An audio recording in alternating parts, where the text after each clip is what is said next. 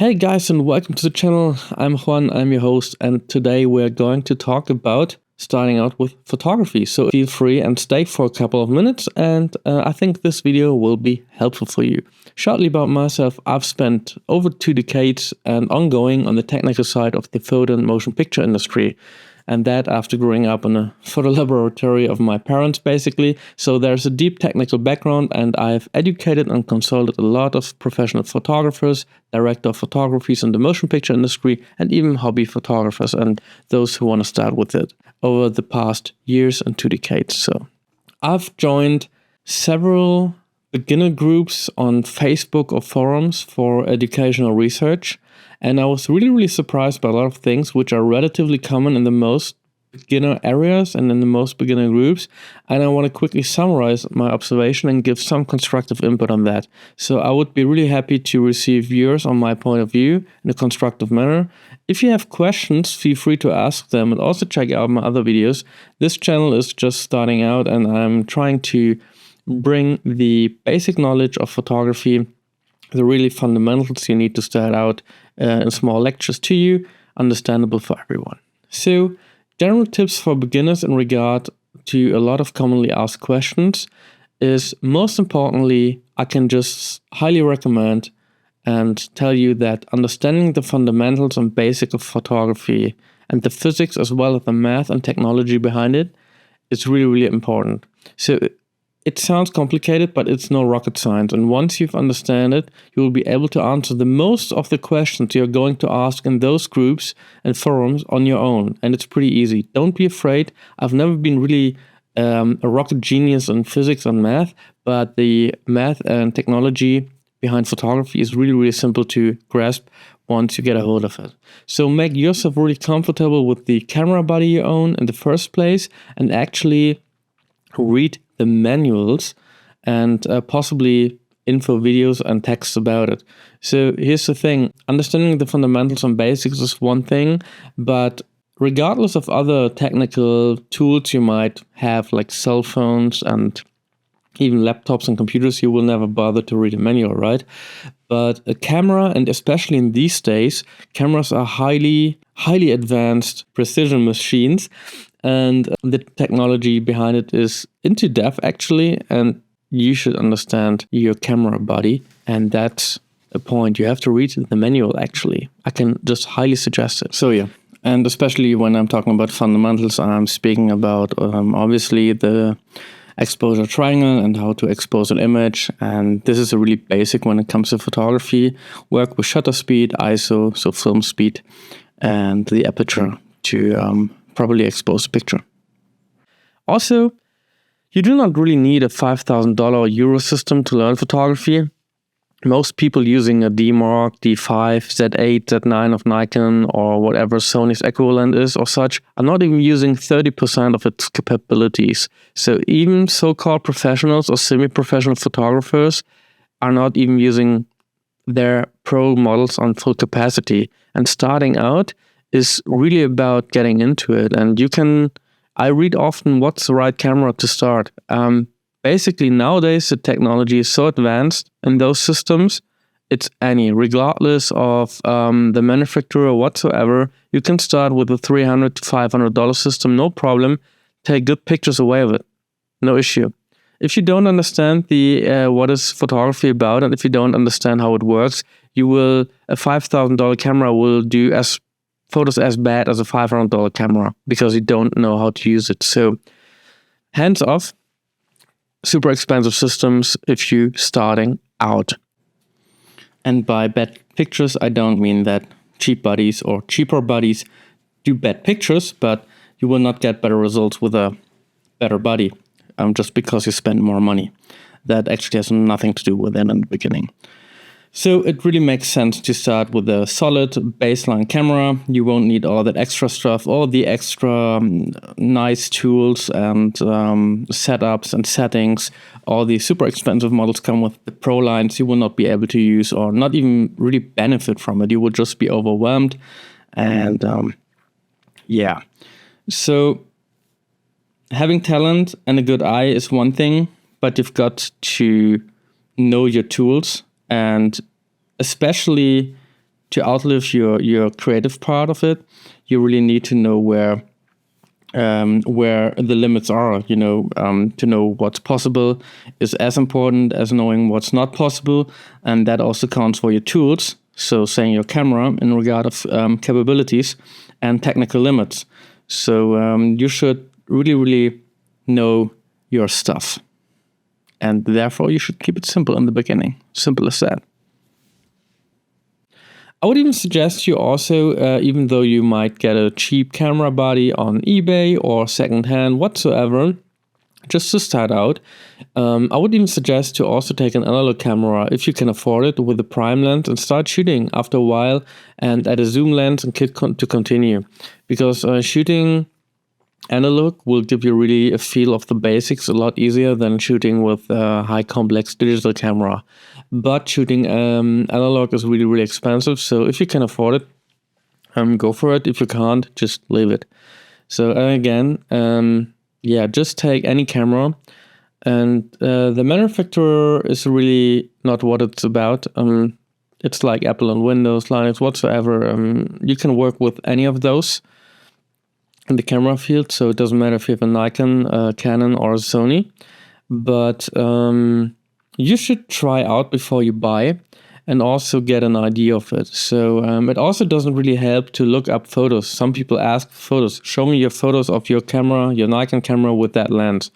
It will not help you. You will not be able to tell the difference if that photo has been made with a Nikon or a Canon camera or a Sony. And it's up to the photographer eventually. So yeah, be aware of that.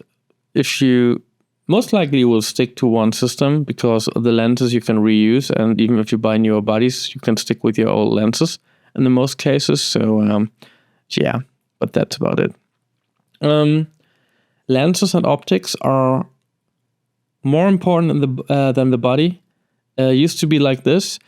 I would say even with an older body, you can camera body, so like the camera itself, you can achieve outstanding image quality with a great lens.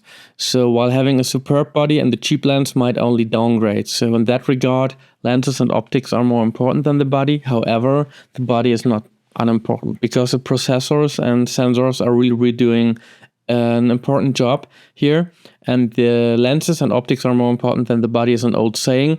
But in the direct relation, what I just said, like that an older body can achieve outstanding image quality with a great lens, it doesn't work with a superb body on a super cheap lens. That's the point where the lens will downgrade you. Also, don't start your photography journey with, I have a camera now, what's the best editing software? Editing and photography are basically two different skill sets, and even though it's needed, that should not be the start. So learn the fundamentals first in terms of photography in this regard, and don't waste your money on editing presets or similar stuff. Once you understand what every value in your camera means, and also in the editing software, you will be able to know what you need and how to handle it. In the case, editing is important at some point, because you have to know what's possible. But if you're starting out with photography, care about photography itself and not editing. In the high end of the industry, it's even two different jobs, okay? So in the beginning, put more weight into the technical side and actually do photos, not editing, okay? Don't worry about that in the first place, I would say. Don't also, that's something I've come across a lot more often than I thought I would. So don't ask for specific camera settings for situation X. So people would ask, what's good setting for night photography? What's good setting for indoors? You can't really tell. What kind of light is indoors, how light? Actually, on the most questions you will ask, or you come to your mind or come across your mind once you start photography, the most questions will be answered with an invisible depends on in front of the answer. So it really always depends on. Do we have moving objects during night, and it will affect the shutter speed. And that's why it's so important to understand the basics, and the basics is exposure, and not only how your body works, but also shutter speed, ISO, and so film speed basically, and aperture. And once you understand how those go together, it will be a lot easier. And yeah, don't ask for specific camera settings in specific situations, because every situation eventually is totally different, and you might even want a specific artistic results. So yeah, bottom line, I can just say and repeat, learn the exposure triangle and get to know your camera settings and camera body and lenses, and you will be able to handle any situation regardless of what's going on. So setting, presets, and cheat sheets are a little helper, but also kind of a waste because they are not really applicable. They might give you a direction, but you shouldn't take them for granted. So they might get irritating if you don't know what you're doing. They might be really irritating in the first place, so I would not suggest to use them. If you know what everything means, you can take it as reference, and later on, once you're better, you don't actually need it. So don't spend money on those, I would suggest. In photography, there is also no absolute wrong or right. So there are different ways to do and achieve different goals and things. And especially today's cameras offer a wide range of settings to individualize your outcome. And for any question you might ask, as I said, every answer has an invisible "it depends on" in front of it. So don't fall for absolute answers. They're just wrong. Answers like only this is the right way. Don't listen to someone who says that. He possibly has his education of some, I don't know. I don't want to discredit other people without knowing them, but absolute answers in photography are just a no-go. Even on the topic, should I shoot RAW or JPEG? These questions come up so often, and people said RAW, nothing else, so only amateurs shoot in JPEG. That just shows that those persons don't have any idea what they're talking about, and they have never really gotten in touch with the real industry, like the real industry in photography. So even on questions and topics like RAW versus JPEG, there is a depends on in front of the answer, and there is no absolute wrong and there is no absolute right. In that regard, RAW versus JPEG, I will make a different video. And let me tell you just this. There are specific fields in the industry where you need JPEG, and you don't even have the time to shoot and process RAW. If you don't know what RAW and JPEG is at the moment, don't worry about it. You will get into that soon enough. When it's the point, come back to the channel and search for the video. Surely I will have made it by then. So also, when you ask for critique and give critique, critique should be constructive. But a lot of people complain about harsh comments on forums and so on. Yes, critique should be constructive, but asking a question should be respectful and should respect the other people and their time as well. So if you're in a group like Professional to Beginners, where professional people help beginners out to start, don't be lazy and really put a bit of effort in your questions and ask questions as precisely as possible instead. So not something like, what's the best camera? Here again, it depends on. What's the best lens? Here again, it depends on. Really, think about what you want to know and be precisely in what you want to know. What's the best camera for shooting sports? What's a good lens for shooting sport when I have a Canon body? Be precise in what you want and what you want to know. There's just not, as I said, an answer for everything. So ask precise questions, you will get precise answers, and nobody's going to be rude. As for charging, often I read, when should I charge? If you ask that questions, you probably shouldn't charge. As for charging, I can just say, be sure to be able to handle your equipment 100% or 200% and understanding what you do. So once you start charging, bad reputation will build 10 times faster than good reputation, and $750 gained now off the pocket of an unhappy customer might deny you thousands of dollars later. So I could go on further and further, but where to stop? If you're not comfortable with what you're doing, you shouldn't charge. That's just my personal opinion. People will complain and say differently. So like, well, my time is worth money. On some point you gotta charge, and on some point you gotta start. Also, photography is it's no sprint. Learning photography, I'm getting down to this a bit more right now, 1 minute or two, and then I'm done. So because it's so affordable right now. Like back in the days, it was really, really expensive and really, really hard to learn photography. Nowadays, it's become a lot more accessible. And especially with cell phones, everyone can be called or calls himself a photographer. Like people starting out, and I can just highly suggest don't be one of those. They worry about opening a business, getting my watermark onto the pictures. When can I start charging? And what lens and camera do I need to know? So people are going out with the money they made, buy $6,000-$7,000 systems, and don't understand why their photos look bad. And then they worry about charging, and they worry about their watermarks and how to open a business. So photography and learning this, it's a craft and an art on the same time. And both parts of this have to be learned. A skill has to be acquired over time and hard learning processes. Even though YouTube helps, other people help, mentoring helps, and practice helps, but you need time. So for learning photography and getting especially professional on it is no sprint, it's a marathon. And you have to be consistent in your work. And I can just say, as for charging, only thing I can give away is be able to handle your equipment, understand what you're doing, understand how exposure works, and also understand your limits.